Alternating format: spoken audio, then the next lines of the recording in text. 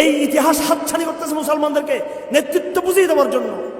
তাদের মৃত্যুঘণ্টা বেজে গেছে। তাদের ইসরায়েল রাষ্ট্র প্রতিষ্ঠা হওয়া মানে ফাঁদ তৈরি হয়ে গেছে, দজ্জালের ফাঁদ। এই ফাঁদের মধ্যে সে আসবে এবং হাতে সে নিহত হবে। সে আমি আপনাদেরকে বলে দিচ্ছি আমার ভাইয়েরা, আমি যদি নাও বাঁচি, আমি প্রজন্মকে বলে দিচ্ছি আগামী দিনের লড়াই আপনার সাথে হিন্দুস্তানের লড়াই। এই কথাগুলো উম্মাহকে, তরুণদেরকে মূল লড়াইয়ের দিকে নিয়ে যান, সাপের মাথার দিকে নিয়ে যান তাদেরকে। এখানে কি করতেছেন? সাপের লেসে বসে বসে খেলতেছেন এখানে। এই সাপের মাথা আপনার টক্কর হবে যে কোনো সময়। উম্মাহকে মূল জায়গায় নিতে হবে। ইসলামী সংগঠনগুলো আজকে আমরা উম্মাহকে মূল জায়গায় নিতে পারতেছি না। আমরা আয় আল্লাহ, আমরা কিছু গোলামা, অল্প সংখ্যক লোক যদি আমরা এই হকটা বুঝে থাকি, আপনার দায়িত্ব হলো আল্লাহ আমাদেরকে সাহায্য করা। হ্যাঁ, আল্লাহ আমাদের সাহায্য করুন। এবং আমাদের যারা লিডারশিপ আছে, আল্লাহ তাদেরকে বুঝে তৌফিক দান করুন। এটা মসজিদকে আবাদ করা, মসজিদের মিম্বর থেকে দিনের কাজ শুরু করা। আমরা যতই মসজিদকে নিজের পবিত্র স্থান মনে করি, ওখানে চুমু দিয়ে আমরা মসজিদকে সম্মান দেখাই। মসজিদ বলতে একটা আমাদের মধ্যে অন্তরে একটা সম্মান বোধ আমাদের মধ্যে রয়েছে, তাজিম এবং আজমত রয়েছে। কিন্তু সাবকনসিয়াসলি আমাদের মানসিকতায় মসজিদের মেম্বর হচ্ছে সংসদের আসনের দাম অনেক বেশি। আমরা মনে করি যে সংসদে গিয়ে কথা বলতে পারলেই সম্ভবত এটা অনেক বিশাল একটা ইসলামের বিজয়। আর তার বিপরীতে মসজিদের যে মেম্বর মেহরাব, এটা একটা খুবই প্রান্তিক, একটা পশ্চাৎপর একটা জায়গা। এটা আমরা স্বীকার না করলেও কিন্তু সাবকনসিয়াসলি, অবচৈতনিকভাবে আমরা এটাই মনে করে থাকি। এই জমানায় ইসলামের চর্চা আমরা কীভাবে করব, বা দিন কায়েমের সঠিক পথগুলো কি, এটাকে অনেকে অনেক লম্বা দার্শনিক আলাপ মনে করে, অনেকে তাত্ত্বিক আলাপ মনে করে, অনেকে মনে করে এটা জটিল একটা বিষয়। এটা কোনো জটিল বিষয় না, এটা সবচেয়ে একটা সহজ বিষয়। দিন কায়েমের বিষয়টা, দিন চর্চার বিষয়টা, দিন চর্চার অনেক লম্বা লম্বা তাত্ত্বিক গল্প, তাত্ত্বিক আলাপ। এর বিপরীতে আমরা যদি একটু প্র্যাকটিক্যালি আমরা যাই, তাহলে ছোট্ট উদাহরণ, মসজিদ কেন্দ্রিক হালাকা, মসজিদ কেন্দ্রিক এই যে আমরা বসেছি, মসজিদ কেন্দ্রিক যে আমাদের দিনের প্র্যাকটিস, সামাজিক আন্দোলন, সমাজ বিপ্লবের প্ল্যানিং, পরিকল্পনা, মসজিদ কেন্দ্রিক, মেহরাব কেন্দ্রিক, মিম্বর কেন্দ্রিক। এটা ছোট্ট একটা আমাদের এক্সপ্রেশন, ছোট একটা আমাদের কাজের বহিঃপ্রকাশ, এটা ছোট একটা আমাদের এক্সারসাইজ, আমাদের অনুশীলন।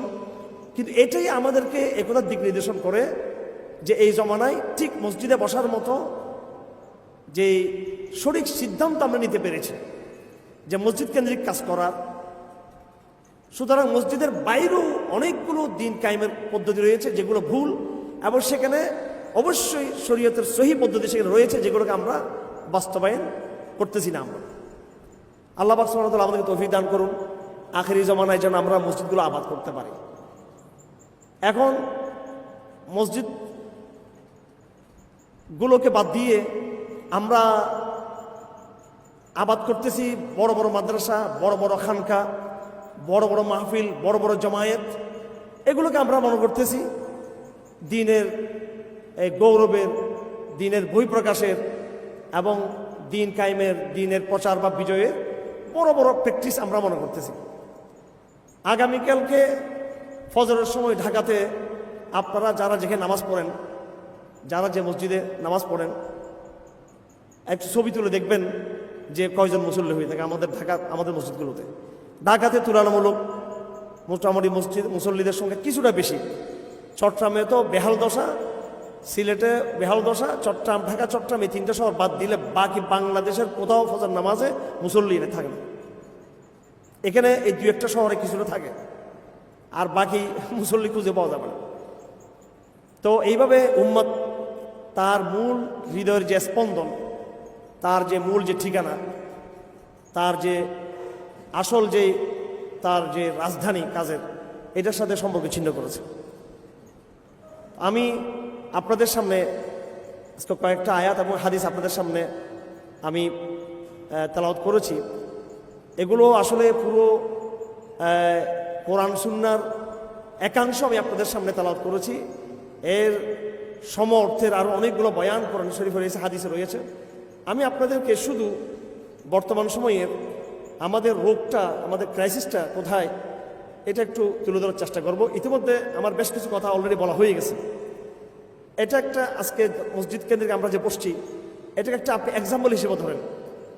বাংলাদেশে ইসলামের মাদ্রাসা কেন্দ্রিক বিশাল যে চর্চাযোগ্য খানকা কেন্দ্রিক তবলিগ জমাত তো তাও তো মসজিদে কিছু সম্পর্ক আছে, যদিও সেটা সংক্ষিপ্ত, সেটা সীমাবদ্ধ নেগেটিভ ইসলামের। এরপরে আপনার ইসলামের যে রাজনৈতিক যে চর্চাগুলো, আমার ভাইয়েরা যতদিন পর্যন্ত এই বাংলাদেশে এবং মুসলিম বিশ্বে এই যে আমাদের যে হালাকা আজকে হয়েছে, এই হালাকা যদি দৈনিক হালাকা পরিণত না হয় প্রত্যেকটা মসজিদে, আমাদের এই জমায়েতটা আমাদের ভাইয়েরা এখানে করেছে, এটা বিগত 3-4 মাস, 2-3 মাস বা 1-1.5 মাস ধরে তারা আয়োজন করেছেন। আবার আমরা কোন সময় এখানে একত্রিত হবে সেটা আমরা জানি না। অথচ এইরকম হালাকা সমস্ত মসজিদে দৈনিক হওয়া দরকার, এবং যেখানে মুসলমানদেরকে আকীদা শিক্ষা দেওয়া হবে এবং দিন প্রচার এবং দিন বিজয়ের মিশন মুসলমানদেরকে বলে দেওয়া হবে, মসজিদে কমপক্ষে একবার বলে দেওয়া হবে মুসলমানদেরকে। এরকম কোন চর্চা বাংলাদেশে কি আছে আপনাদের জানা মতে?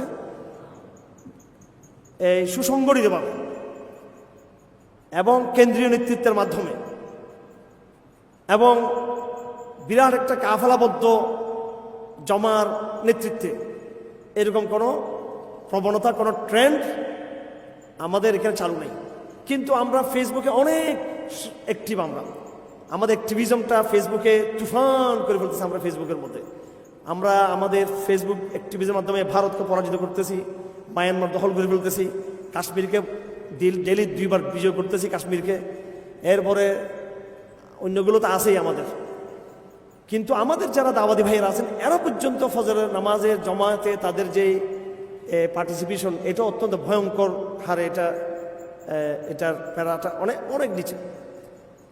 তো আমি যে কথাটা এখানে আজকে বলবো, ক্রাইসিসের জায়গাটা, সংকটের জায়গাগুলো, এই সংকটগুলো আমরা নিপাত চাই। আমরা প্রথমত আমাকে বুঝতে হবে সংকটটা কি।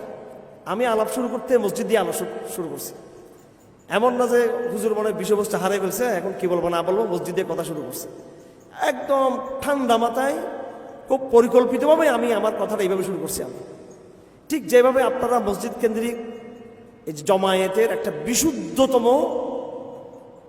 প্র্যাকটিস আজকে করেছেন, বিশুদ্ধতম একটা আয়োজন আপনারা করেছেন, আমি চাই মৃত্যু পর্যন্ত আপনাদের প্রত্যেকের দিন কায়েমের প্রতিটা কদম কদম যেন সুন্নাহ মতো হয়ে থাকে। এখানে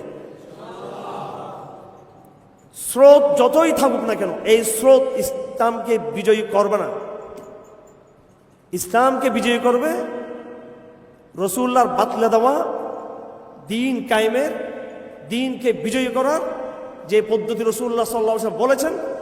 1 নম্বরে আকীদার জায়গা থেকে শুরু করা, কোরআনকে ধারণ করা, মসজিদগুলোকে আবাদ করে এগুলোকে দাওয়াতের, জিহাদের, হিজরতের, তালিমের, তরবিয়তের, তসawufের সর্বপ্রকার এবং মানব সেবার মার্কাজ বানানো, এটাকে জামার মার্কাজ বানাতো। প্রত্যেকটা এলাকায় জমা থাকবে মুসলমানদের, প্রত্যেকটা জায়গায় মুসলমানরা এইভাবে সংঘবদ্ধ থাকবে, তাদের চেইন অফ কমান্ড থাকবে।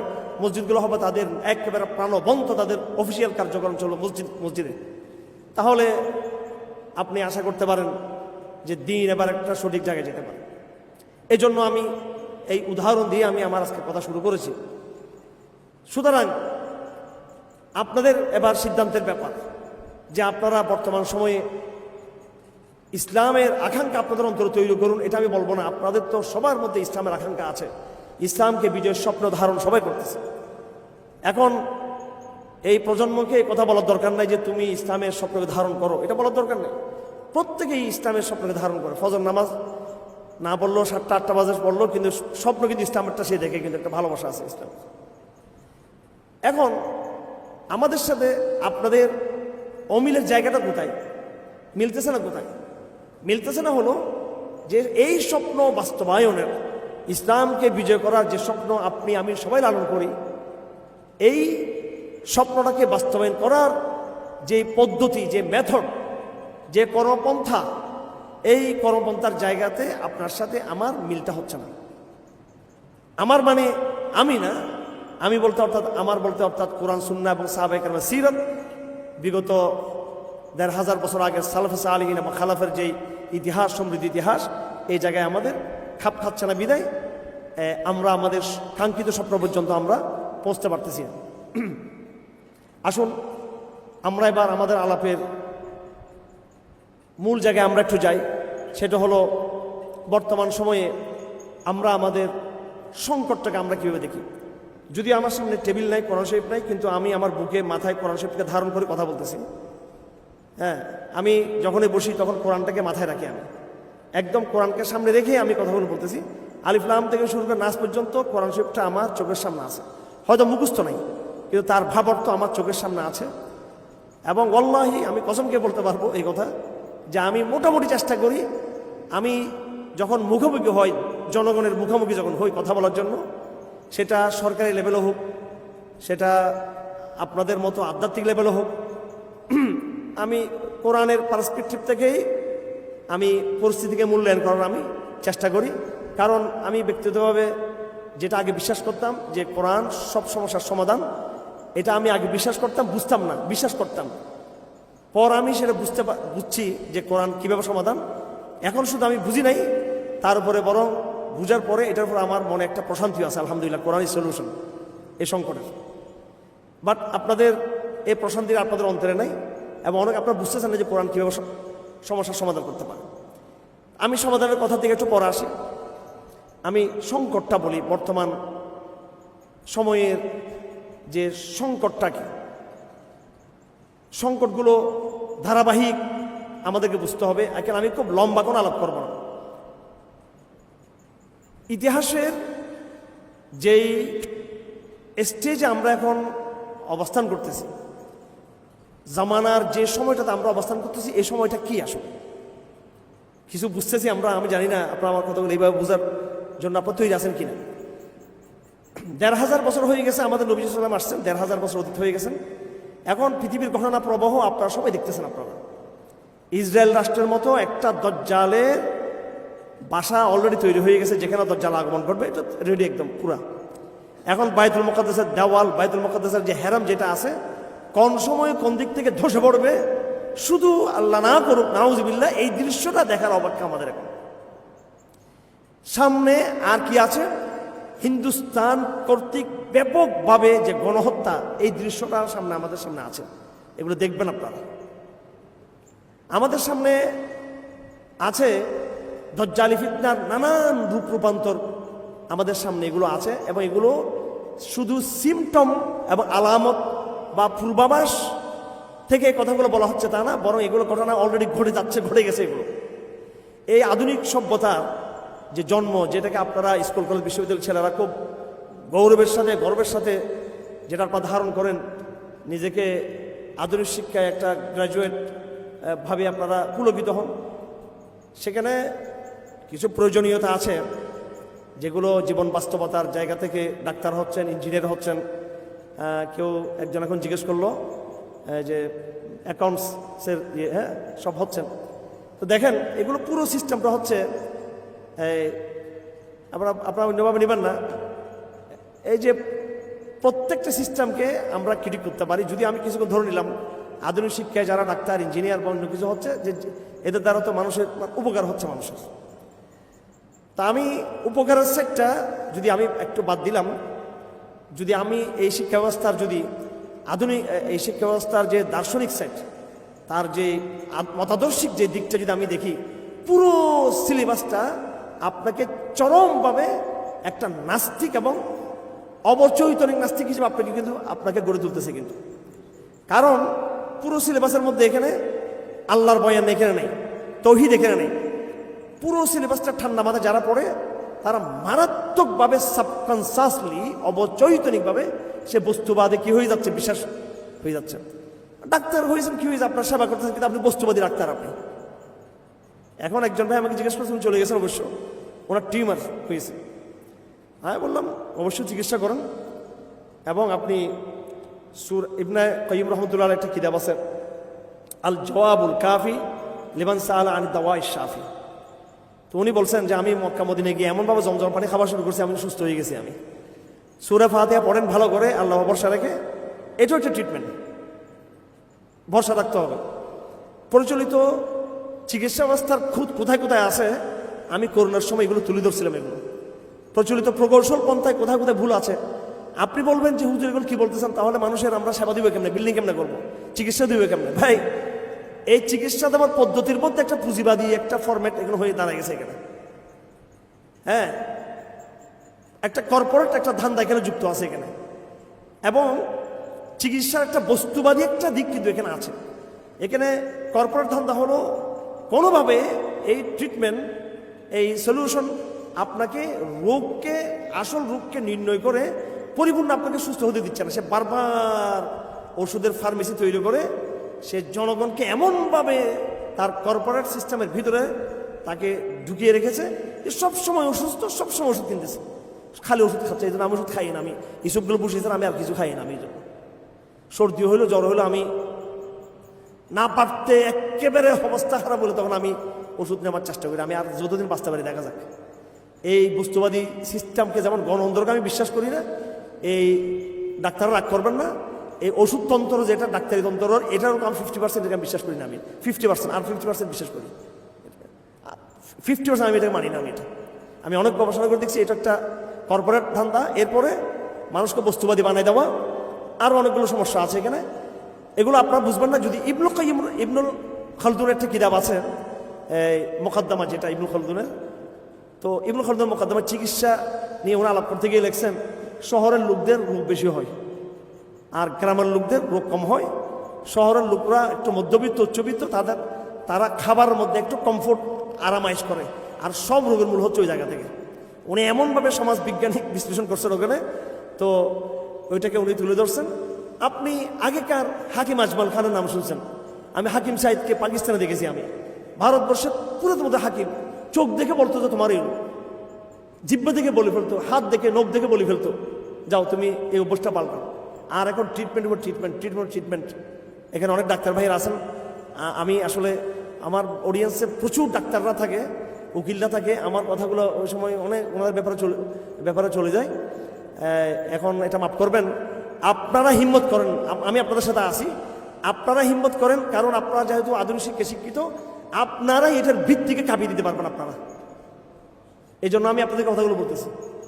যা শিখছেন ঠিক আছে, এবার এটার সাথে আরো তথ্য, আরো পড়াশোনাকে যুক্ত করেন, আরো প্রাচীন এবং কোরআনের যে প্রফিটিক যে ফার্মেসি, নবুয়তি যে চিকিৎসা পড়া তো শেষ। এখন আপনাদের সমস্যা হল আপনারা একটা জায়গায় সীমাবদ্ধ।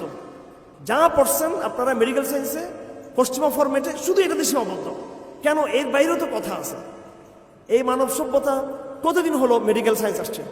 এর আগে হাজার হাজার বছর মানুষের প্রজনন হয় নাই, মানুষ আহত হয় নাই, মানুষের সুস্থতা ছিল না, মানুষের একটা বিশাল সভ্যতা কি ছিল না মানুষের? আপনি এটাকে অস্বীকার করতে পারবেন এটাকে? আর ন্যাচারাল যে ওষুধের পদ্ধতি, এটাকে আপনি অস্বীকার করতে পারবেন?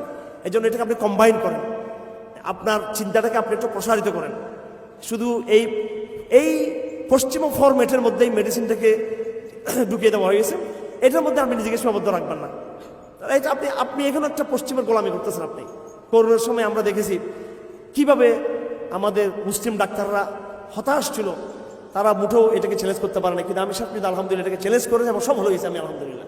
করোনার সময় আমার মোটামুটি ছোটোখাটো আমার লেখা ছিল, পরে আমার ল্যাপটপ সহ ট্যাব যেটা ছিল আমার, ওইটা সহ র্যাবের ধরা পড়ছে, আমার গবেষণা চলে গেছে এদারাতে। এই জাহেল মূর্খ বাহিনী বাংলাদেশে পাওয়া লাগাতো না এদের। হ্যাঁ, আমার সব কিছু নিয়ে গেছে ওরা। কিন্তু আমি যা মোটামুটি মুখস্থ আছে এটা নিয়ে আমি আবার নোট করতেছি, আমার স্মৃতিশক্তি থেকে আবার এগুলো লেখার চেষ্টা করতেছি। সে সময় আমি করোনার সময় বড় একটা গবেষণা করছিলাম। যাই হোক, একটু আলাপ একটু জটিল হয়ে যাচ্ছে আপনাদের জন্য, আমি মাফ করবেন। আমি কথা যেহেতু আমার সেটা চলে যেতে হবে, সময়ও কম। আমি আপনাদেরকে চেষ্টা করব সলিউশন এবং ক্রাইসিস এটাকে তুলে ধরার জন্য, এবং আমাদের করণীয় প্রস্তাব, এবং আমি আপনাদের কাছে কিছু প্রশ্ন শুনবো ইনশাল্লাহ আমার আলোচনা শেষে। তো আমি কথা শুরু করছিলাম, মসজিদ থেকে কথা শুরু করছিলাম যে এই সুন্নাহটা জিন্দা হতে হবে ইনশাআল্লাহ। যদি আমরা এই আখেরি জমানায় যদি এই সুন্নাহ জিন্দা করতে পারি, এটা একটা উদাহরণ। অন্যান্য কাজগুলো ঠিক এভাবে আমরা পরিবর্তন করে দিনের পিওর যে প্র্যাকটিস, এটাতে আমরা থাকার চেষ্টা করব। আনুষ্ঠানিকতা, বাহ্যিকতা, সমাবেশ, তারপরে এই যেটা সেলিব্রিটিজম, এটা দিয়ে কিন্তু বা মিডিয়া প্রপাগান্ডা অথবা ফেসবুক অথবা অনলাইন অ্যাক্টিভিজম, এগুলো কিন্তু আসলে মূল কাজ না, কিন্তু এগুলো সহায়ক কাজ, অস্বীকার করি না, কিন্তু মূল প্রাণ হচ্ছে কিন্তু মসজিদ। হ্যাঁ, মূল প্রাণ মসজিদ। যাই হোক, এটা দিয়ে তো আমি কথা শুরু করছিলাম। তারপর আমি আমার আলোচনার মূল জায়গায়, যে আমাদের এই সময়ের ক্রাইসিসের জায়গাগুলো আমরা একটু চিহ্নিত করব। ক্রাইসিস জায়গাটা চিহ্নিত করার জন্য আমি 2 নম্বরে বললাম, মসজিদের পরে কোরআন শরীফের কথা বললাম, যে কোরআনটাকে আমরা সামনে রাখবো, কোরআনকে আমরা সামনে রাখবো এবং বিশ্বাস করব এবং বোঝার চেষ্টা করব যে এখানে কিভাবে বর্তমান সময়ের ক্রাইসিসগুলো সেখানে উল্লেখ করা আছে। হযরত আলী রাদিয়াল্লাহু তাআলার কাছে একজন সাহাবী এসে বিচার দিলেন যে আমিরুল মুমিনিন, কিছু লোক মসজিদে গল্প করতেছে, ওরা ওরা আওয়াজ করতেছে, কথা বলতেছে, এবং সেখানে তাদের কোনো ড্যাম কেয়ার ভাব, তাদের কোনো তারা পরোয়া করতেছে না। হযরত আলী বললেন, আওয়া ফাআলুহু যালিক, আসলে কি তারা এরকম করতেছে? কারণ এই লোকগুলো তো হয়তো সাহাবাদের মধ্যে বা তাবিদের মধ্যে সাধারণ নাগরিক হবে। তাবি বলতে তাবিদের জমানায় এই লোকগুলো, যেহেতু তারা সাহাবিদের জমানায় ছিল, এই সময় লোক যারা সাহাবাদেরকে দেখতেছে, শতককে তাবিদেরকে দেখতেছে, তো বলতেছে এমন জমানায়, আমাদের এই নেক্সট জমানায় এরকমও হয় যে মসজিদে মানুষ গল্প করতে পারে। আওয়া ফাআলুহু যালিক, তারা কি আসলে এরকম করছে? তখন তিনি বললেন, সাহাবীর নাম ছিল হারেস, হারেসকে বললেন, হারেস আর শারী সম্ভবত ওনার নাম, বললেন শুনো, রাসূলুল্লাহ সাল্লাল্লাহু আলাইহি সাল্লাম একটা হাদিস বলেছেন, সাতাকুনুল ফিতনা, যে সামনে অনেক বড় ফিতনা তৈরি হবে মুসলমানদের মধ্যে, মুসলমানদের ঘরে, মুসলমানদের সমাজে, মুসলমানদের রাষ্ট্রে এবং বহির্বিশ্বে নানান রকমের মুসলমানদের মধ্যে ক্যাচাল ফিতনা এগুলো তৈরি হবে, সাংস্কৃতিক, সামাজিক, আদর্শিক, অর্থনৈতিক, রাজনৈতিক, সামরিক, নানান রকম ফিতনা তৈরি হবে। তখন সাহাবায়ে কেরাম, হযরত আলী বলতেছেন, সাহাবায়ে কেরাম রাসূলকে জিজ্ঞেস করলেন, ইয়া রাসূলুল্লাহ, এমন যখন ফিতনা যখন শুরু হবে তখন আমরা কি করবো? আমরা মাল মাখরাজু আনহা ইয়া রাসূলুল্লাহ, এই ফিতনা থেকে আমরা কিভাবে বের হব? তখন রাসূলুল্লাহ বললেন, কিতাবুল্লাহ, সংকট থেকে বের হবার এক্সিট হলো, এখান থেকে বের হবার আল্লাহর কিতাব কোরআনে কারীম। সুবহানাল্লাহ। কেন? আল্লাহর নবী কয়েকটা কথা বলছেন, ফিহি নাবাউ মা ক্বাবলাকুম, কারণ এই কিতাবুল্লাহতে তোমাদের 1000 বছর আগে ইতিহাসের পুরো বয়ান সেখানে রয়েছে। আর ওয়াখাবরু মা বা'দাকুম, আগামীতে কিয়ামত পর্যন্ত কি ঘটবে সবগুলো কোরআন শরীফে বলে দিয়েছেন আল্লাহ পাক। ওয়া হুকমু মা বাইনাকুম, 3 নম্বর কথা হলো তোমাদের জীবন ব্যবস্থা কেমন হবে, এটা আল্লাহ পাক সুবহানাহু ওয়া তাআলা পুরো কোরআনে কারীমে তোমাদের জীবন ব্যবস্থার বিধান, কোড অফ লাইফ হিসেবে, তোমাদের জীবনের কনস্টিটিউশন হিসেবে কোরআনে সব কিছু উল্লেখ আছে। এরপরে হাদিস আরো লম্বা, এই 3টা কথা মৌলিক। সুতরাং সংকটের, একটু ঠান্ডা মাথায় আমার কথাগুলো শেষ পর্যন্ত একটু শুনবেন আপনারা। বিদ্যমান সংকটটা 2021, হ্যাঁ এটা কত, 2025, তার মানে 21 শতাব্দী। 21 শতাব্দীর সংকটটা কি, বা আমরা যদি এটাকে আরবি হিজরি ভাষায় বলি তাহলে 15 শতক। কত শতক? কারণ 1446 মানে কত? 15 শতক। 15 শতক কিংবা 21 শতক, 21 শতকের সংকটটা কি? আমি বলতে চাচ্ছি 21 শতকের এই ডেমোক্রেসি, এই ন্যাশনালিজম, এই হিউম্যানিজম, এই সেকুলারিজম, এই সোশ্যালিজম, এই হিন্দুইজম, আরও যত ইজম আছে, এবং এই আওয়ামী লীগ, বিএনপি, আরও যত রকমের যা যা আছে ইত্যাদি ইত্যাদি, আমি দাবি করতেছি এগুলো সব কোরআন শরীফের মধ্যে আছে। এখন আপনারা এটা বিশ্বাস করেন কিনা? দেখছেন আওয়াজটা বন্ধ হয়ে গেছে এখন। হ্যাঁ, বুঝতেছেন না? না বুঝি না, কে বলছে এখানে? হ্যাঁ, একজন বলছে এখানে বুঝি না। না, এটা মানে না বুঝলে আমি আবার কথা বলবো, এই জন্য, মানে এই জন্য এটা এসে সত্যবাদী। ক্লাসের মধ্যে যে ছাত্র বলবো যে বুঝি না, এ সত্যবাদী।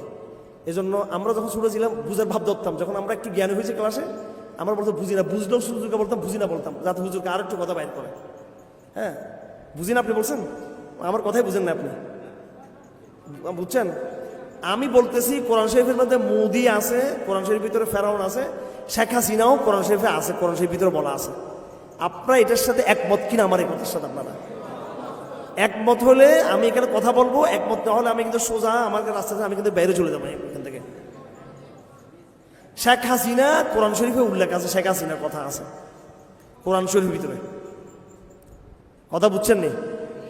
আর একটু বেশি আছে মোদির কথা, আর একটু বেশি আছে ট্রাম্পের কথা, আরো চূড়ান্ত পর্যায়ে আছে নেতানিয়াহুর কথা, আরো সিরিয়াসলি আছে কোরআন শরীফে। বিশ্বাস করেন আপনারা এটা? এটা আর্গুমেন্ট করতে পারবেন? এটা করণ দিকে কেমনে আছে কোরআন শরীফে? এটা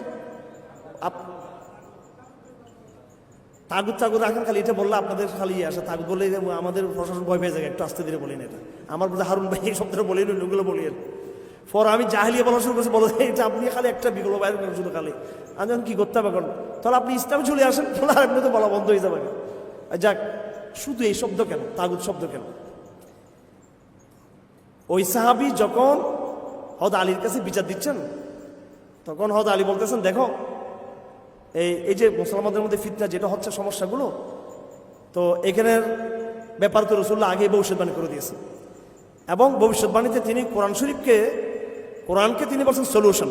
আল্লাহ নবীজি সাল্লাল্লাহু আলাইহি ওয়াসাল্লাম সলিউশন বলতে গিয়ে আল্লাহ নবীজি তিনটা কথা বলছেন, খবরু মা ক্বাবলাকুম, নাবাউ মা ক্বাবলাকুম, খবরু মা বা'দাকুম, ওয়া হুকমু মা বাইনাকুম। তিনটা কথা। আগের কথা আছে, আগের ইতিহাসের পুরো বয়ান আছে মানব জাতির, একবার শুরু থেকে কোরআন নাযিল হওয়া পর্যন্ত সব কথা কোরআন শরীফে বলা আছে। দ্বিতীয় কথা বলতেছেন কিয়ামত পর্যন্ত যা হবে সবকিছু কিন্তু এখানে বলা আছে।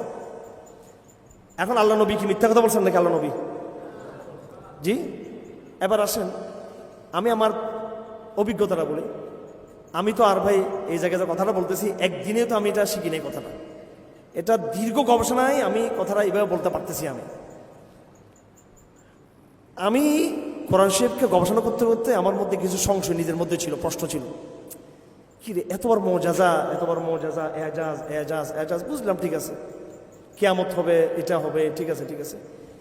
পাশ্চাত্য সভ্যতার মতো বিশাল একটা ইতিহাস, এটার কথা উল্লেখ নাই। কারণ আল্লাহ একটু করে যদি বলতো ইউরোপ, একটু শব্দের একটু যদি কথা পাওয়া যেত, আজকে আমরা দাবি করতে পারতাম ১৫০০ বছর আগে আল্লাহ ইউরোপ, বা আরবিতে বলা হয় ইউরোপ, এটা একটু বলছে আল্লাহ কিংবা গার্ব ওয়েস্টার্ন, এসব দ্বারা আল্লাহকে একটু যদি বলতো, আমার মনে ইস, তাহলে এটা দিয়ে আমি একটু কোরআনের সত্যতাকে তুলে ধরতে পারতাম।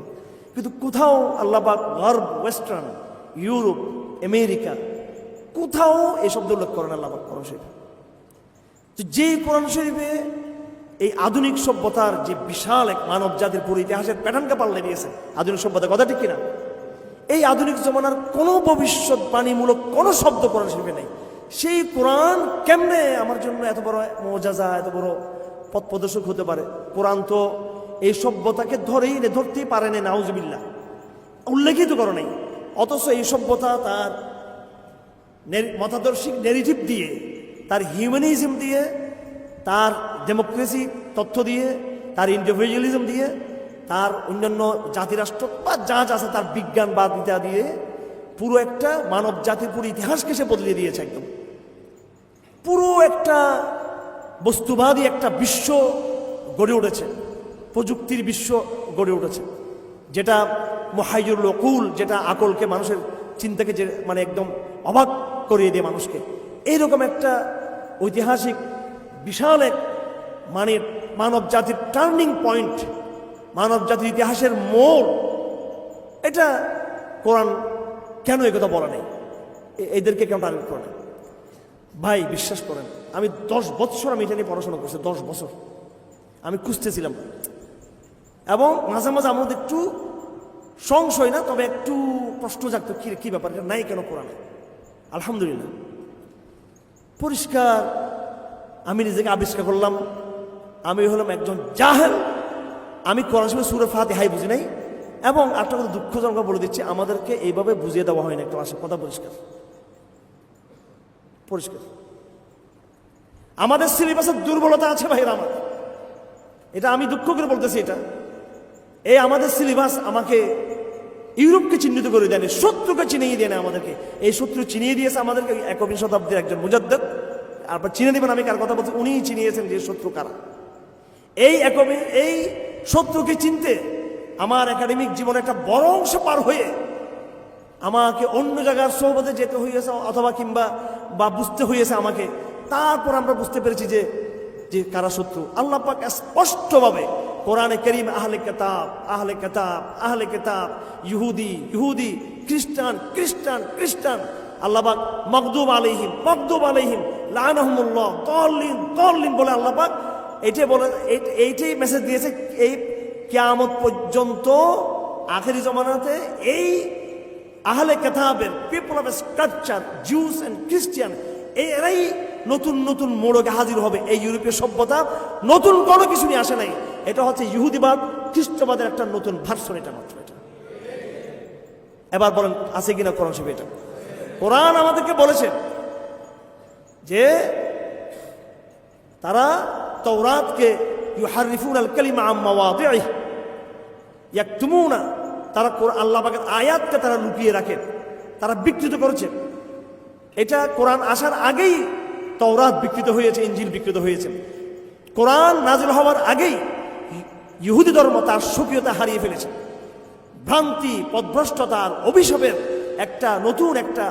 একটা নতুন ইহুদি ধর্ম, নতুন খ্রিস্টান ধর্ম তৈরি হয়েছে। আবার তার মধ্যে নতুন আপডেট। এই খ্রিস্টান ধর্মে প্রথমে কি আসলো? তৃত্ববাদ আসলো, হ্যাঁ, এবং সেটা জন পল এটা ইহুদি চক্রান্ত সে এটা মাথায় ঢুকিয়ে দিল, তৃত্ববাদ। আর ইহুদিবাদ আস্তে করে তৌরাত থেকে সরে চলে গেল তালমুদের মধ্যে, তালমুদ থেকে আসলো জায়নবাদে চলে আসলো। এখন এগুলো সব বিকৃতি ইতিহাস। সুতরাং এই ইউরোপ আমেরিকা নিয়ে আপনারা মোটেও চিন্তিত হবেন না। কিভাবে এই আধুনিক সভ্যতার পিছনে ইহুদিদের উস্কানি ছিল, এগুলো আপনারা একটা কিতাব পড়লে, তবে এটা জটিল কিতাব, বিংশ শতাব্দীর জাহেলিয়ত, মোহাম্মদ কুতুবের। এটা আমি 2, 3, 4, 5 বার পড়ার পরে তারপরে ধরতে পারছি এটার মূল মেসেজটা। আমি 1 বার 2 বার পড়ি, নিজের বুদ্ধিজীবী মনে করে বহুত ফাঁকাফাঁকি করছি। পরে দেখলাম যে যখন পড়লাম, তো আমি বললাম যে দূর, যেগুলো বলছি এগুলো সব বারান্দার কথাবার্তা, মূল তো আমি এটা তার কলজেটা ধরতে পারিনি, এটা পরে ধরছি। মোহাম্মদ কুতুব উনি প্রমাণ করছেন যে ইউরোপের যে বিচ্যুতি, দেখেন আমি আবার বলতেছি, এটা খ্রিস্টানবাদের, ইহুদিবাদের বিচ্যুতির নতুন রূপ হচ্ছে কি বর্তমান কি ইউরোপ আমেরিকা। কথা বুঝে আসতেছে আপনাদের? উদাহরণস্বরূপ ধরুন, আপনাদের কি কথা কষ্ট হচ্ছে নাকি? আমি আসলে দেখেন আমার কথা আমি একটু জটিল হয়ে যায় কথাগুলো আমার। আমি নিজেও দুঃখ করি, আমি জটিল কথা বলবো না, আমি চেষ্টা করি এটা। কিন্তু রোগ তো আপনাকে কি করতে হবে, ধরতে হবে আপনাকে। এখন আপনি যতই নিজেকে হ্যান্ডসাম স্মার্ট মনে করেন, ভিতরে আপনার তো ক্যান্সার আপনার। তো এটাতে আপনি খুশি হলে লাভ আছে, আপনার সুন্দর চেহারা দেখে আপনার, হ্যাঁ, আপনার চেহারা যত সুন্দর, ভিতরে সমস্যা আপনার ব্লাড ক্যান্সার হয়েছে, আপনার মরে যাবেন। আপনাকে বাঁচতে হবে, আপনাকে চিহ্নিত করতে হবে ক্যান্সার কোষ কোথায় গিয়ে আছে। এটা তো বোঝানো সম্ভব না। আপনি আঘাত পেলে সেটা সহজে চিকিৎসা করা যায়, কিন্তু ক্যান্সার রোগীতে সে মনে করা সে ক্যান্সার রোগী। আমাদের রোগটা ক্যান্সার রোগ নেই, মুসলিমের রোগটা কিন্তু কি ক্যান্সার রোগ, ঠিক আছে? আমাদের রোগটা যদি আমাদের হুজুরও চিকিৎসা করে, বক্তারা তবলিগ সবাই করে, এরা হচ্ছে সর্দি কাশি চিকিৎসা হবে। আমি সর্দি কাশি চিকিৎসা করতে পারবো না ভাই। সর্দি কাশি হলে কেউ মরবে না, ক্যান্সারে কিন্তু মরে যাবেন কিন্তু আপনি, একবারে ইমান তৈরি সব শেষ হয়ে যাবে আপনার। আচ্ছা যাই হোক, কিভাবে এই সভ্যতা, আমি কোরআনের শ্রেষ্ঠত্ব বলার জন্য এদিকে যাচ্ছি, আমার মাথা ঠিক আছে, কিন্তু আলোচনা কোরআন কেন শ্রেষ্ঠ, কোরআন কেন অ্যাবসলিউটলি, কোরআন আমার জন্য একটা সলিউশন। কোরআন এটা বুঝার জন্য আমি এই কথাগুলো বলতেছি।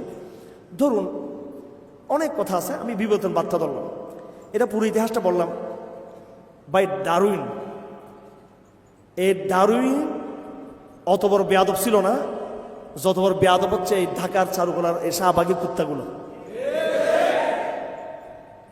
বুঝছেন? আমি একবার ঠান্ডা মাথায় বলছি, আমি ডারউইনের সাথে আমার কথা আধ্যাত্মিক জগতে হইতে পারে বা হয়েছে, ঠিক আছে, ওরা সাথে কোনো সময় স্বপ্ন দেখলে জিজ্ঞেস করতাম, তুই এই শাহবাগীদেরকে এগুলো শিখেছিস নাকি? এই হলো একটা নিছক একটা বুদ্ধিজীবী। এবং এই ডারউইনের মতামত সে এখানে, তার আগেও এগুলো নিয়ে মানুষ কথা বলছে, তারপরও মানুষ কথা বলছে। সে তার থিওরি করতে করতে করতে কেমনে এসে বিবর্তনবাদের বহুত কিছু সে হাজির করছে। এটা একটা দ্যাট ওয়াজ দ্য অনলি, একেবারে এটা একটা একাডেমিক একটা ব্যাপার স্যাপার ছিল এটা। এখানে কোনো কনস্পাইরেসির বিষয় এখানে আমাদের জানা নেই। কোনো ষড়যন্ত্র করছে ডারউইনে এরকম কোনো কিছু কেউ উদ্ঘাটন করতে পারেনি। বরং অনেক ইসলামী চিন্তাবিদ বলছে সে একটা সরল টাইপের একটা নাস্তিক ছিল, একটা মানে সহজ সরল নাস্তিক। সে আল্লাহকে চিনে নেই, বুঝে না, আল্লাহকে সে শেয়ার করে ফেলছে। এখানে স্টেট ফরওয়ার্ড, সে যা বুঝছে এটা বলছে, ভণ্ড ছিল না, অনেকে এটা বলছে। এখন দারুণবাদকে খাওয়াইল কে? সে তো একজন অখ্যাত, অপরিচিত সাধারণ মানুষ। কোথায় কি পাণ্ডুলিপি লিখছে, কোথায় কি লিখছে, এটা তো মাটির তলে দাফন হয়ে যাওয়ার কথা ছিল। কারণ খ্রিস্টবাদের, ইহুদিবাদের জয় জয়কার অবস্থা, ঠিক কিনা? কারণ খ্রিস্টানরাও তো এটার পক্ষে না, ইহুদির পক্ষে না। এবং ইউরোপে তো তখন ধর্মের স্বর্গরাজ্য, তখন ধর্মের পোপদের রাজত্ব। এর ভিতরে আবার রেনেসাঁ আন্দোলনে এই দারুণবাদের এটা আসলো কিভাবে? এটা হচ্ছে এই ইহুদিরা এই দারুণবাদের এটাকে বের করে খ্রিস্টানদের মাথা নষ্ট করে এদেরকে নাস্তিক বানানোর জন্য এটা ছিল ইহুদের চক্রান্ত। প্রত্যেকটা মতবাদের পিছনে গণতন্ত্র, জাতীয়তাবাদ, আমি কসম বললাম এখানে মুসলিম প্রমাণ করতে পারবো আমি, এটার প্রত্যেকটা মতবাদের পিছনে এদের উস্কানি ছিল, এদের ইহুদের উস্কানি। মানে লাগা গণতন্ত্র, যাতে তোরা ইঞ্জিল থেকে বেরিয়ে পড়ে না, বাইতুল মুকদ্দাস থেকে যারা সরিয়ে পড়ে, লাগা জাতীয়বাদ খাওয়া, এদেরকে বেরিয়ে পড়ুক, হিউম্যানিজম খাওয়া, পুশ করতে করতে করতে করতে পুরো রেনেসাঁর আমি ক্লান্ত হয়ে গেছি। আমি বিশ্বাস করবেন, আমি একবার আমার বাসায় গেলে আমি দেখাবো, সেই আমি কবে দাওরা পড়ছি জানেন? 94 সালে দাওরা পড়ছি আমি, 94। এখন 2025, 31 বছর আগে আমি দাওরা পাস করছি। এই দাওরা পাস যখন করি তখন আমি স্টুডেন্ট হিসেবে মোটামুটি একটু পণ্ডিত সাহেবের মানে কথাবার্তা ইয়ে করতাম ছাত্রদের সাথে, আলাপ আলো। তখন তো ছোটখাটো বুদ্ধি, মানে ছাত্র বুদ্ধি আর কি, তর্ক বিতর্ক, আলাপ আলোচনা, বই কিনতাম আমি। সেই তখন থেকে আমি ইউরোপের ইতিহাস পড়তেছি। রেনেসাঁর ইতিহাস অস্থির একটা ইতিহাস। রেনেসাঁর পরবর্তী আধুনিক জামানা তৈরি হলো। আপনার ইহুদিদের টার্গেট হচ্ছে যে এই বাইতুল মুকদ্দাসের যে নেতৃত্ব, এটা একবার মুসলমানদের হাতে, একবার সেটা কাদের হাতে? খ্রিস্টানদের হাতে। এখানে জিন্দেগি তো এই খ্রিস্টান এবং মুসলমানদেরকে বহাল রেখে জীবনও কিয়ামত যদি আরো 10,000 বছর, 1 লাখ বছর পরও, তাও এখানে আমরা কি করতে পারবো না, এখানে ঢুকতে পারবো না। এখানে কি করতে হবে? এখন শত্রু দুইটারে শেষ করা সম্ভব না, মুসলমানদের তো সম্ভবই না। এগুলো আস্তে একটা বিশুদ্ধবাদী, এত কিছুর পরও তাড়াতাড়ি একটা মাইর দিল, ক্রুসেডরা মাইর দিল, নিজেরা যারা হানাহানি মারামারি করার পরও কোরআনটা অক্ষত, কোনো কিছু হয় না কোরআন শরীফের। আমির মুআবিয়া আলীর লড়াইও তো কোরআন শরীফ শেষে দেওয়ার কথা ছিল। সমস্যা আমাদের দেখি যে আরো ইসলাম বলিষ্ঠ, ওমর বিন আব্দুল আজিজ আসছে, এরপরে বাচ্চা হারুন রশিদ আসছে, আরো কত আওরঙ্গজেব আসছে পরে গিয়ে, এত বছর পরে দেখি যে সম্ভব না, এটারে কিছু করা সম্ভব না। এখানে মাথা মারি লাভ নাই, এদেরকে ধরা আগে। এগুলো যে হাবা গোবা ব্যাককল, এগুলোর নাস্তিক বানা। দারুণবাদকে উস্কানি দিয়ে দিল, ডেমোক্রেসিকে উস্কিয়ে দিল, সামন্তবাদকে উস্কিয়ে, পুঁজিবাদকে উস্কিয়ে দিল, সেকুলারিজমকে উস্কিয়ে দিল, মারাত্মকভাবে সেকুলারিজমকে উস্কিয়ে দিল না। পুরা ইহুদি পরিকল্পনা করতে করতে করতে এই দুর্ভাগা ব্যাককল এবং মূর্খ খ্রিস্টানরা নিজেদের বাইতুল মুকদ্দাসের দাবির উপর ছেড়ে দিল। তারা এটা ইহুদিকে দিয়ে ফেলছে। না আমেরিকার মতো এত বড় মহারাষ্ট্র, শক্তিশালী রাষ্ট্র, ব্রিটেন, ফ্রান্স, জার্মানি, ইটালি, সবগুলো খ্রিস্টান রাষ্ট্র না ভাই? এগুলো ইহুদি রাষ্ট্র নাকি? এরাই না আসলে দখল করবে এটা, যে আমরা খ্রিস্টান, এটা আমাদের থাকবে, আমরা যিশুর ইয়ে থাকবে, যিশুর মূর্তি বানাবে। এই ব্যাককলগুলো দিয়ে ফেলছে কাকে? কেন দিছে ভাই এটা? কেন? এরা কি নাই এখন? এরা খ্রিস্টান আছে না? এখন খ্রিস্টান নাই, এরা কি ইহুদি? কেন এরা ইহুদি হয়েছে নাকি? এরা কি? এরা বস্তুবাদী, সবগুলো কি গণতন্ত্রবাদী, সেকুলারবাদী, মানবতাবাদী, বিজ্ঞানবাদী, কমফোর্টবাদী, লাইফবাদী, জীবনবাদী। এখন ধর্মের কাছে নাই, পুরো একটা প্রটেস্ট্যান্ট একটা কালচার এবং মোরতাদ একটা কালচার এসে গেছে। এবং যত এরা গির্জাগুলো বিক্রি করে দিচ্ছে মুসলমান হাতে অহরহ, সমস্ত গির্জা মুসলমানরা কিনে কিনে করতেছে, দেখতে। এই প্রোডাক্টটা ছিল, পরিকল্পনা ছিল কাদের? ইহুদিদের। তাহলে এবার আসেন, আল্লাহ পাক সুবহানাহু ওয়া তাআলা এমন যে খেপা খেপল সূরা ফাতিহার মতো এত ভদ্র, আলহামদুলিল্লাহ, আউযু বিল্লাহি মিনাশ শাইতানির রাজিম, বিসমিল্লাহির রহমানির রহিম, আলহামদুলিল্লাহি রাব্বিল আলামিন, আর রহমানির রহিম, মালিকি ইয়াউমিদ্দিন, ইয়াকা না'বুদু ওয়া ইয়াকা নাস্তাঈন, ইহদিনাস সিরাতাল মুস্তাকিম, সিরাতাল লাযীনা আন'আমতা আলাইহিম। কত সুন্দর না? শেষে আসে হঠাৎ করে সূরা ফাতিহা গরম হয়ে গেল কেন? গায়রিল মাগদুবি আলাইহিম ওয়ালাদ-দাল্লিন। প্রত্যেক নামাজে গালি দেওয়া শেখাচ্ছে কোন সময় আমাদেরকে, দেয় গালি এদেরকে নামাজের মধ্যে, একটা মাগদুব আলাইহিম, একটা দাল্লিন। দেখুন কোরআনের মেসেজ কত গম্ভীর মেসেজ। যুগ যুগে যুগে এই পথভ্রষ্ট বনী ইসরাইল মানব জাতিকে এইভাবে ধ্বংস করতেছে। সুতরাং এই ইউরোপ আমেরিকা, যেটাকে আমরাকে সভ্যতার লীলাভূমি মনে করি, সভ্যতার আধুনিক সভ্যতার প্রাণকেন্দ্র মনে করি, গৌরবের, ইতিহাসের, বিজ্ঞানের, সম্মানের, মানবতাবাদের জায়গা মনে করি, এটা হচ্ছে বর্বর ইহুদিবাদের, খ্রিস্টানবাদের পদচ্যুতির, ভ্রান্তির, পথভ্রষ্টতার নতুন ভার্সন ছাড়া এটা কিছুই না। এটা আগামী দিন ইতিহাস প্রমাণ করবে, বিশ্ব ইতিহাস প্রমাণ করবে।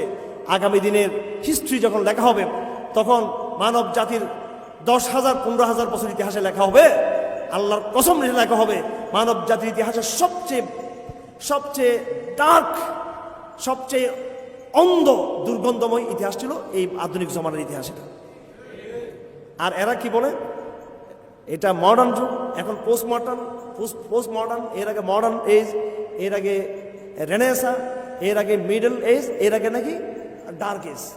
তো এটা হচ্ছে একবার, এটা পিওর ডার্ক এজ হচ্ছে এই সময়টা। বস ওরা বানাই দিল ইতিহাসের তরতিবটা, আর আমরা এটা মুখস্থ করে ফেলছি আমাদের কথা বলতে। তাহলে এবার আপনাদেরকে কোরআনের উপর আপনাদের আস্থা আসছে তো, এবার আপনাদের আস্থা আসছে। দেখেন আমি আরো একটা যে আবিষ্কার করছি কোরআন শরীফ থেকে, মানে আল্লাহ পাক সুবহানাহু বুঝিয়ে দিয়েছে। আচ্ছা ঠিক আছে, আল্লাহ পাক তো আমাদেরকে বুঝিয়ে দিলেন এই ইউরোপ আমেরিকার নিজস্ব কোনো বৈশিষ্ট্য নেই, এটা হচ্ছে ওই আগেকার যারা এদের ভার্সন, আর এদের কথা আল্লাহ এক কথাই তাদেরকে মগজুব আলাইহিম বলে দিয়েছেন। মগজুব আলাইহিম 1,500 বছর আগের যে ভার্সনটা, সেটাও পরবর্তী যতগুলো ভার্সন আসবে এদের, আধুনিক পরিবর্তন বিবর্তনের মাধ্যমে সবগুলো মগজুব আলাইহিমে পড়ে গেছে। তারপরে বিশ্ব কোন দিকে যাবে? এরপরে তো সংঘাত হবে, মুসলমানের বিজয় হবে, দাজ্জাল। এই সভ্যতার পতন কাদের হাতে ঘটবে ভাই? এই সভ্যতার, এই আধুনিক সভ্যতার পতন কার হাতে ঘটবে? কার হাতে? মুসলমানদের হাতে। এটা বিশ্বাস করেন? এটা কোরআন শরীফে আছে, এটা কোরআন শরীফে আছে কোথাও? এটা আছে কোরআন শরীফে, পরিষ্কার করে আছে, ওয়াইন মিন আহলি কিতাব ইল্লা লা ইউমিনুনা বিল ক্বাবলা মাউতি। ঈসা ইসলামের মৃত্যুর আগে সমস্ত আহলে কিতাব, খ্রিস্টানরা ইসলাম গ্রহণ করবে সবাই, আর ইহুদিরা কল্লা কাটা যাবে সবগুলো। আছে না? এটা ইহুদিদের সামরিক পন্থায় এবং জুডিশিয়াল পন্থায়, সামরিক পন্থায় এদের পর্ব শেষ হবে, আর খ্রিস্টান ও মুসলমানদের মধ্যে কি হয়ে যাবে? চলে আসবে। এই ইতিহাসটা ডান, এটা শেষ। এরপরে কি হবে দেখেন, এই চাইনাদের এইগুলা নাক বাঁকা এগুলার উত্থান হবে তখন। পুরো বেল্ট এটা ইয়াজুজ মাজুজ মিন কুল্লি হাদাবিন ইয়ানসিলুন, আছে না এই কথা? এটা এদের উত্থান করবে, কিন্তু পরবর্তী এই উত্থানটা ইসলাম আর ঠেকাতে পারবে না। আস্তে করে ঈসা ইসলাম চলে যাবে কোথায়? গুহার মধ্যে, নির্দিষ্ট এলাকায় চলে যাবে। আসমানি গজবদারে আরো ধ্বংস হবে। সুতরাং কিয়ামত পর্যন্ত সিভিলাইজেশনের আপ অ্যান্ড ডাউন সবটাই কোরআন শরীফে কি আছে না নাই? সুতরাং ভাইয়েরা আমার, আল্লাহর ওয়াস্তে আপনারা কোরআনকে বোঝার চেষ্টা করুন, কোরআনকে ধারণ করার চেষ্টা করুন। এটা এজাজ। পৃথিবীর ইতিহাসের প্রত্যেকটা বই মুছে গিয়েছে, কিন্তু একমাত্র কোরআন তার স্বকীয়তা নিয়ে কি আছে, এখনো ঠিক আছে। কোরআন এটা মুসা ইসলামের লাঠি নয়, কোরআন এটা মুসার লাঠি না, কোরআন এটা ঈসা ইসলামের হাত নয়। কোরআন অন্য নবীদের মতো আনসাস্টেন মোজাজা না, এটা সাস্টেন, অ্যাবসলিউটলি সাস্টেন একটা মোজাজা, যেটা দৃশ্য কিছু দেখাবে না। কোনো রুগীর গায়ে দিলে সে কোনো সুস্থ হবে না। কোরআনকে নিয়ে আপনি উড়ে যেতে পারবেন না, কোরআনকে নিয়ে আপনি সমুদ্রে হাঁটতে পারবেন না, কিন্তু কোরআনকে নিয়ে আপনি দফায় দফায় বিশ্ব সভ্যতারকে আপনি নেতৃত্ব দিবেন, শত্রুকে আপনি পরাজিত করতে পারবেন এই কোরআনের মন্ত্র দিয়ে। আপনি যদি এটাকে আপনি যথাযথ আপনি কি করেন, ধারণ করেন।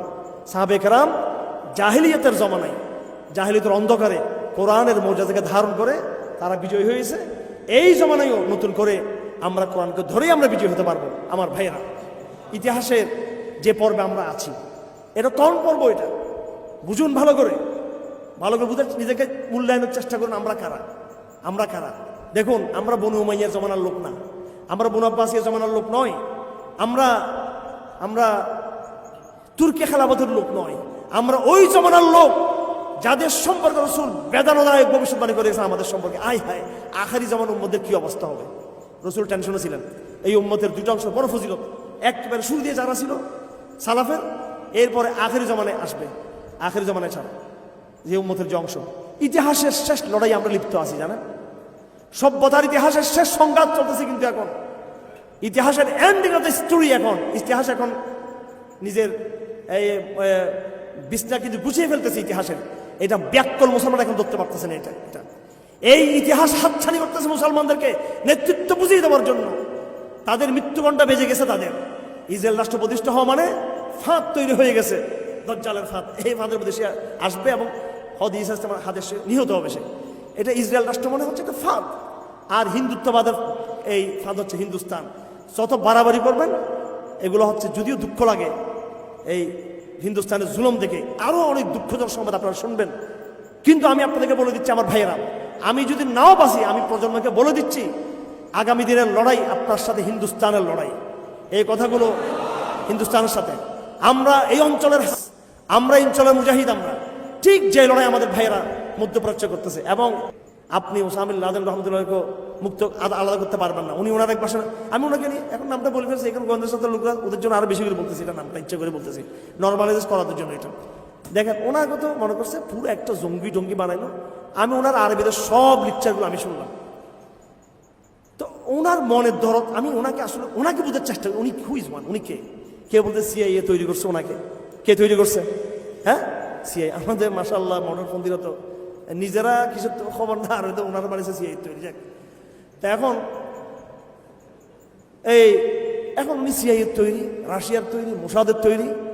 তো আমিও একটু ভাবলাম যে আসলে কিসের তৈরি দেখি আমি এই জন্য দুইটা কাজ করলাম।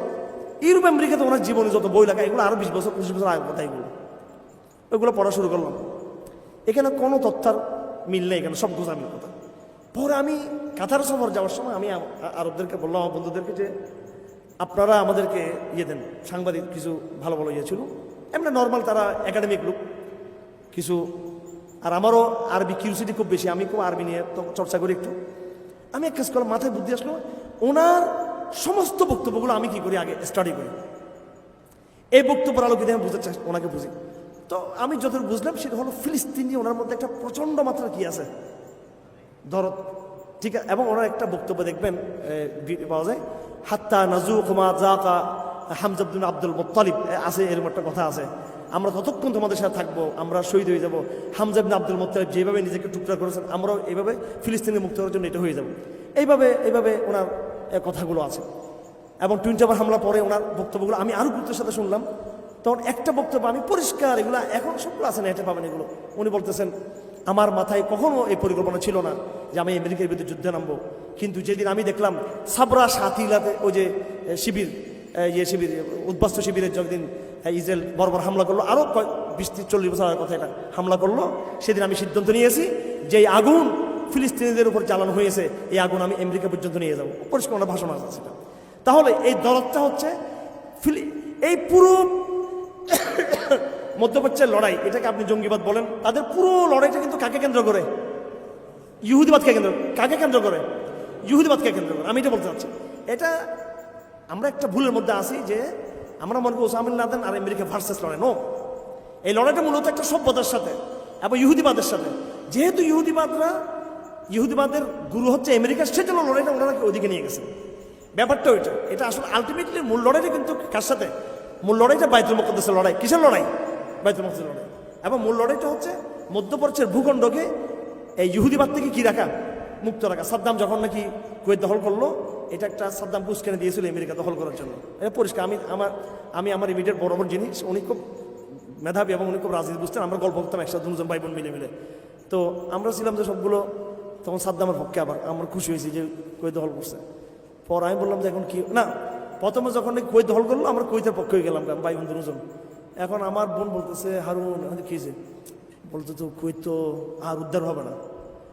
আমার বোন আমাকে বোঝাচ্ছে আমেরিকার থেকে বহু দেরি হয়ে যাবে, 15-20 দিন লাগবে, এর ভিতরে কি করে গল্প ছোট ভাই বোন দুজন ছিল। তখন থেকে কিউরিওসিটি ছিল আমাদের, ওর ভাই। পরে তুর্কিস্তান হিসাবে আসছে বাংলাদেশে। ওনাকে বললাম যে হুজুর আপনার কি মতামত? আমরা তখন ছাত্র মানুষ। উনি বলতেছে যে উনি একটা তথ্য আমাদেরকে দিল, এসে 91 কথা এটা। উনি তো একজন ফকি মানুষ, কিন্তু একটা রাজনৈতিক গল্প আমাদের সাথে করলো যে দেখো যে সৌদি আরবে যে আমেরিকার সৈন্য আসছে, এই ড্রাফটটা আমেরিকা রেডি করে দিয়েছে সৌদি আরবকে, যে আমাদের এখানে কুয়েত দখল হয়েছে, এখন বর্তমানে এরা সৌদি আরব দখল করতে চায়, আমাদের দেশে সুরক্ষার জন্য আপনার সৈন্য পাঠান। এই ড্রাফটটা কে করে দিয়েছে? কাকে করে দিয়েছে? সৌদি আরবকে। সৌদি আরবকে ড্রাফটটা তৈরি করে দিল কে? এটা আমাকে জাস্টিস 24 মাসে উনি অথচ সরকারি একটু পদে ছিলেন, কিন্তু সেন্সিটিভ তথ্যটা দিলেন। যাই হোক, এরপরও তো তথ্যের ভান্ডার বয়ে গেছে। সাফরুল হাওয়ালির নাম শুনছেন, সালমান আল আওদার নাম শুনছেন, এদের অসংখ্য থিসিস আর বই চলে আসছে আমাদের হাতে।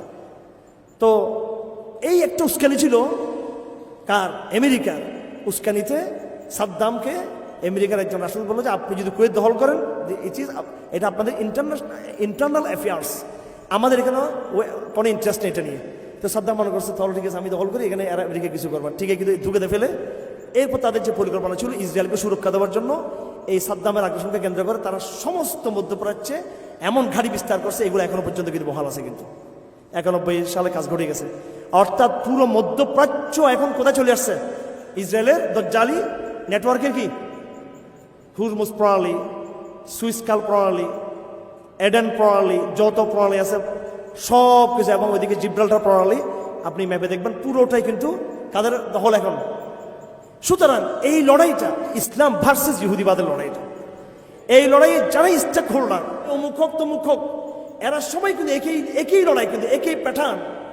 এবং পরিষ্কার শেখের বক্তব্যে লেখা আছে এটা লা ফারকা বাইনা ওয়া বাইনা হামাস, দেয়ার ইজ নো, এখানে কোনো ডিফারেন্স নেই। হামাসের যে লড়াই, এটা আমাদের লড়াইটা। হামাস সাপের লেজে মারতেছে, উনি গিয়ে একটু মাঝখানে গিয়ে সাপের মাথায় মেরে দিচ্ছেন, এটা হচ্ছে বেশ কম। আচ্ছা, এতগুলো বকবক আমি কেন করতেছি? এতগুলা কথা আমি বলার উদ্দেশ্যটা কি? এতগুলা আমাকে এখন উঠতে হবে, আমার সময় শেষ।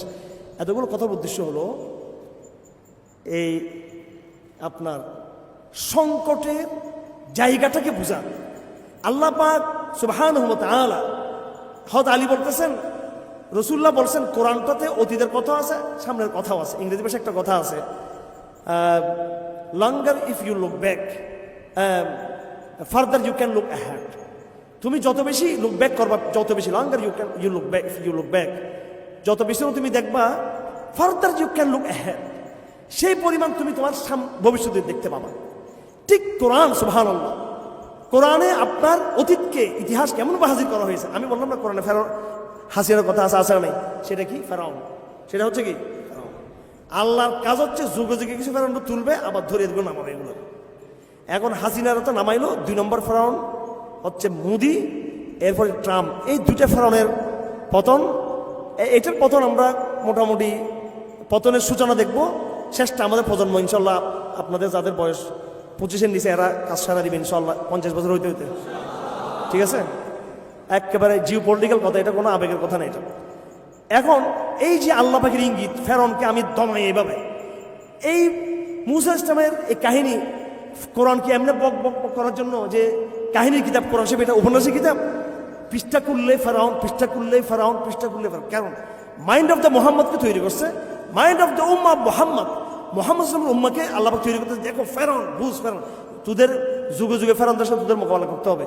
এবং বিশেষ করে আমার ভাইয়ের, আমি যে কথা বলতেছিলাম, ইতিহাসের যে আমাদের যে স্টেজ, ইতিহাসের যে অংশ এখন আমরা আছি, এটা কোনটা? এটা 1,500 বছরের, একবার 1,500 বছর হয়ে গেছে, 21 শতাব্দী। এটা হচ্ছে ইতিহাসের একবার আখিরুজ্জামান। এটা কি আখিরুজ্জামান? এটা আপনাকে আখিরুজ্জামান বুঝতে হবে। আপনি আখিরুজ্জামান যদি না বুঝেন, তাহলে আপনি কিন্তু নিজেকে অস্তিত্ব টিকে রাখতে পারবেন না। আখিরুজ্জামানের সমস্ত হাদিসগুলো আপনাকে জানতে হবে। সুতরাং এখানে আপনার প্রস্তুতিটা অনেক বড়, অনেক ব্যাপক। আমি এই জন্য কোরআনের কথা বলছি। সবার আগে আমি মসজিদের কথা বলেছি। মসজিদের হলকাগুলো শক্তিশালী করে নতুন এক জামা আমাদের তৈরি হতে হবে। এই জামা, এটা বাহ্যিক যে আনুষ্ঠানিকতা, দলীয় সিস্টেম, প্রাতিষ্ঠানিকতা, অবকাঠামো, এর বাইরে মসজিদ কেন্দ্রিক একটা জমা গড়ে উঠবে এবং কোরআনকে ধারণ করবে কঠিনভাবে, শক্তভাবে। আপনারা প্রত্যেকেই যারা যত বেশি কোরআন হেফজ করবেন, প্রত্যেকের দজ্জালের ফিতনা মোকাবেলা ওইভাবে সফলভাবে মোকাবেলা করতে পারবেন। আমি বলতেছি, যে যত বেশি কিয়ামুল করবেন, এই জমানার দজ্জালের ফিতনা মোকাবেলা করতে পারবেন। আমার ভাইরা, এগুলো কি? বাংলাদেশের নারী কমিশন, হেফাজতে ইসলাম যে দাবিগুলো দিয়েছে, মাঠে নামতেছে, এখন দাবি কিন্তু মাঠে নামতে হবে। লড়াইটাকে হেফাজতের উচিত হচ্ছে লড়াইটাকে পরিষ্কার করে বুঝে দেওয়া, মানুষকে স্পষ্ট করে দেবো যে লড়াই এটা কর্মসূচিটা ওইভাবে করে দেবো। এটাকে যদি পলিটিক্যাল আন্দাজে কথা বললে তো হবে না, সেটাকে স্থূল কথা বলতে লাভ নাই। আমরা এখানে অনার্স মাস্টার্স করতে আসছি, আপনারা এখানে আমাদেরকে মেট্রিকের ক্লাস দিয়ে আমাদের পেট ভরবে? আমাদের ইসলামী দলগুলো আমাদের খাওয়াচ্ছে, মেট্রিকের ক্লাস খাওয়াচ্ছে। আমরা এই বিষয়ে আমরা মাস্টার্স করতে চাই, ডক্টর করতে চাই, পিএইচডি করতে চাই, আর ওরা আমাদেরকে একটা বুস্ট দিয়ে মেট্রিকে পড়া দিয়ে বলতো। এটা আমরা সন্তুষ্ট না। আমাদের মূল কথাটা বলেন আসলে আমরা কোথায় যাব। আমাদেরকে চিহ্নিত করে দেন শত্রু, আমাদেরকে ক্রাইসিস চিহ্নিত করে দেন। আশেপাশে সব দজ্জালের সব দূষর বসে আছে, আপনি এদের সাথে বসে এদের ফাঁদে পড়ে আপনি কি ইসলাম কায়েম করতে চাচ্ছেন বাংলাদেশ? কোন গোড়া টাইমে কি করতে চাচ্ছেন আপনি? এখানে উম্মাকে, তরুণদেরকে মূল লড়াই দিকে নিয়ে যান, সাপের মাথার দিকে নিয়ে যান তাদেরকে। এখানে কি করতেছেন? সাপের লেসে বসে বসে খেলতেছেন এখানে। এই সাপের মাথা আপনার টক্কর হবে যে কোনো সময়। উম্মাকে মূল জায়গায় নিতে হবে। ইসলামী সংগঠনগুলো আজকে আমরা উম্মাকে মূল জায়গায় নিতে পারতেছি না। আমরা আয় আল্লাহ, আমরা কিছু গোলামা, অল্প সংখ্যক লোক যদি আমরা এই হকটা বুঝে থাকি, আপনার দায়িত্ব হলো আল্লাহ আমাদেরকে সাহায্য করা। হ্যাঁ, আল্লাহ আমাদের সাহায্য করুন। এবং আমাদের যারা লিডারশিপ আছে, আল্লাহ তাদেরকে বুঝে তৌফিক দান করুন। এটা আমার ভাইরা, তো এই হচ্ছে কথা। ক্রাইসিসটাকে বুঝার চেষ্টা করুন, আখিরি জামানাকে বুঝার চেষ্টা করুন, কোরআনকে ধরুন। সব কিছু কোরআন শরীফে আছে। আমি জাস্ট উদাহরণটা দিলাম এখানে। দেখুন, কোরআনকে বুঝার জন্য কোরআনে করিমে শিরিকের কথা আছে। কিসের কথা আছে এখানে? শিরিক কথা আছে। বর্তমান জামানে ক্রাইসিসটা কি? শিরিক কিনা? কিরকম শিরিক? মূর্তির শিরিক। কোরআনে করিমে 3-4 রকমের শিরিকের কথা আছে।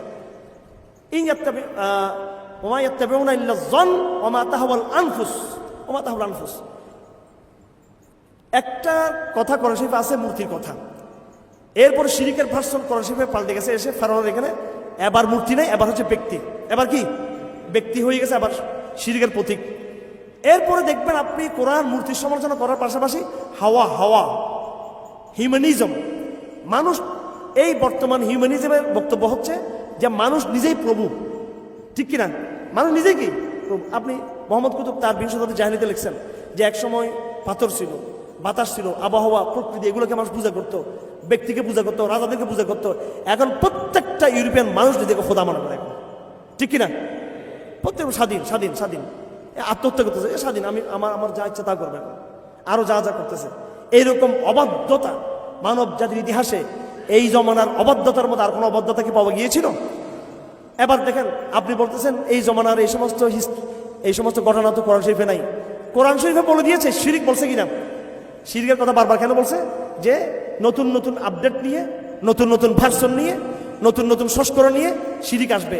আমাদের এই জমানার ক্রাইসিসটা হচ্ছে শিরিকের ক্রাইসিস। এটা সেই আন্তর্জাতিক শিরিক, আর নিজামুল আলমের জাদিদ, গ্লোবাল অর্ডার মানে হলো গ্লোবাল শিরিক। একটা নিজাম, একটা পদ্ধতি, গ্লোবাল সিস্টেম, গ্লোবাল অর্ডার, এটাই শিরিক। আজকে আমরা সেটাকে তাবাদারি করতেছি, মানতেছি। এবং তার সাথে রয়েছে দজ্জাল ইহুদি চক্রান্ত কথা। আমি আগে বলেছি, সব কথা আপনি ইহুদিবাদ বলে আল্লাহবাক আমাদেরকে সাবধান করেছেন, এটার নতুন ভার্সন আসবে তোমাদের সামনে। আল্লাহবাক শিরিক বলে আমাদেরকে সাবধান করেছেন, তার নতুন ভার্সন তোমাদের সামনে অপেক্ষা করতেছে। আল্লাহবাক তাগুত বলে আমাদের সাবধান করেছেন, তার নতুন ভার্সনের মোকাবেলা তোমরা করবা। আল্লাহবাক জাহিলিয়ত বলেছেন আমাদের সামনে, অর্থাৎ সতর্ক করেছেন, তার নতুন ভার্সন আমাদের সামনে আসবে। আজকে যা হচ্ছে সেটা কোরআনের বর্ণিত জাহিলিয়তের কি একটা রূপ। আজকে যা হচ্ছে কোরআনেই বর্ণিত শিরিকের একটা নতুন রূপ। আজকে যা কিছু হচ্ছে সেটা ইহুদি খ্রিস্টানদের বিচ্যুতির যে কথা কোরআনে আছে তারই একটা নতুন রূপ। সুতরাং সমস্ত ভবিষ্যৎবাণী কোরআন শরীফে করা আছে না নাই?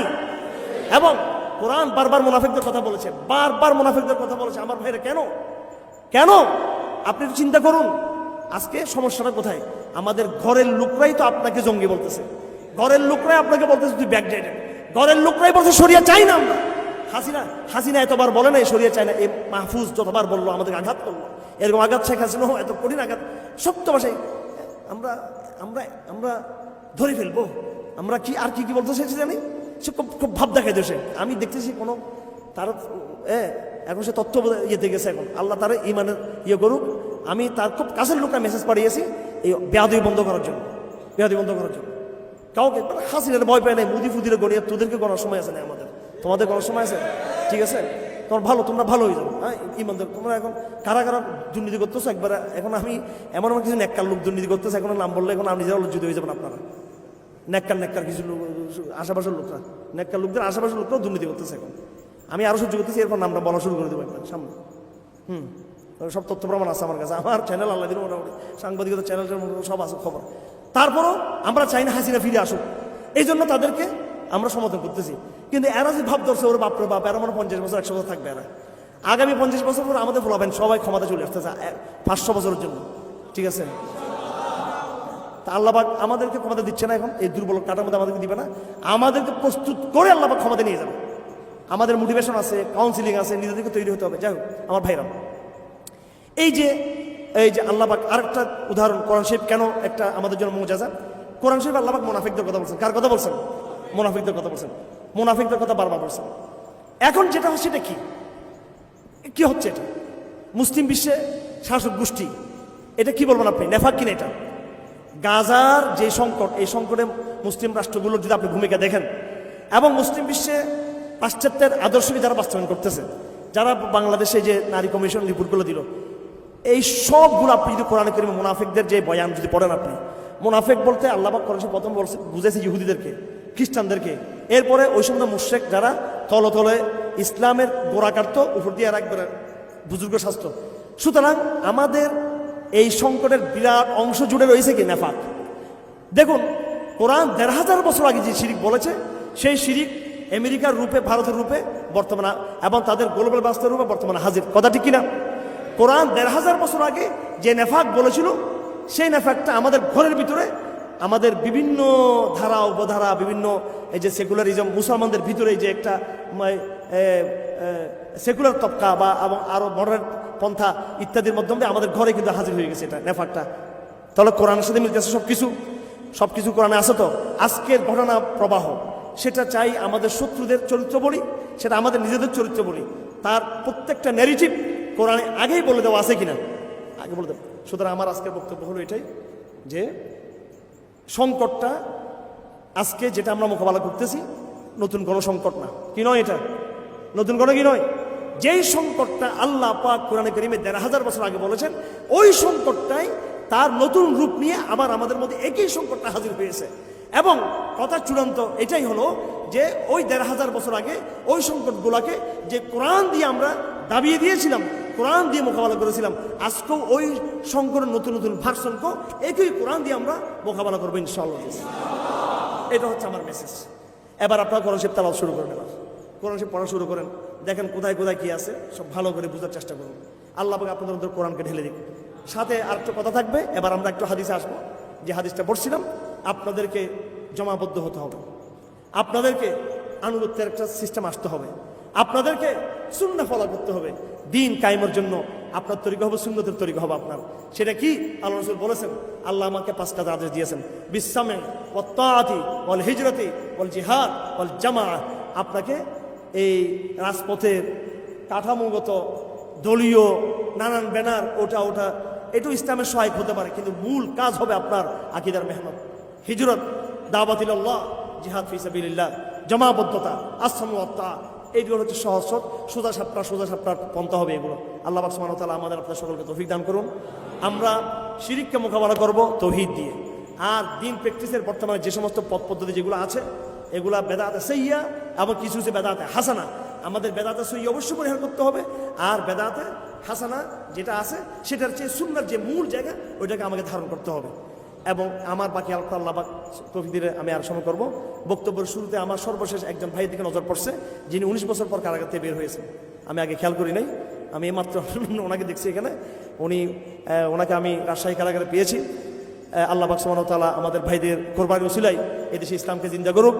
আপনারা প্রত্যেকে আমার এই ভাইকে সহযোগিতা করবেন। আমি অবশ্য চাঁদা করার জন্য এখানে বসি নেই, আমি এখন মাত্র নজর পড়ছে। আল্লাহ পাক সুবহানাহু ওয়া তাআলা দেখেন, এটা হচ্ছে আমাদের কবুলিয়তের আলামত। এই যে এতক্ষণ কথা বললাম, সাথে সাথে একজন কোরবানিওয়ালা ভাইকে কি করলাম, আমরা দেখতে পেলাম। এটা একটা ভালো আলামত কিনা? কোরবানিওয়ালা লোকদেরকে দেখতে পাওয়াটা একটা, এটা সিমটমটা ভালো কিনা এটা, নাকি না ভয় পেয়ে যাচ্ছেন? যাই হোক, এটা আমাদের একটা কবুলিয়তের আলামত বলে মনে করি। আল্লাহ পাক আমাদেরকে তৌফিক দান করুন। আমি আর কথা দীর্ঘায়িত করবো না। আমার যদি ট্রেন না থাকতো, আমি কমপক্ষে আর আধা ঘন্টা কথা বলতাম। যেহেতু ট্রেন আছে, একটা ছোটো একটা মিটিং আছে হেফাজতের, একটা এ সম্পর্কে ছোটোখাটো মিটিং এক জায়গায়, জানি না, এটা আমি ধরতে পারবো না, হয়তো আমার ট্রেন মিস করব। আমি আজকে আর কথা বলতে পারতেছি না। বিষয়টা আসলে একটু আমার জন্য অতিরিক্ত রয়ে গেছে। এই আলাপগুলো দীর্ঘ আলাপ, কথা ঠিক কিনা?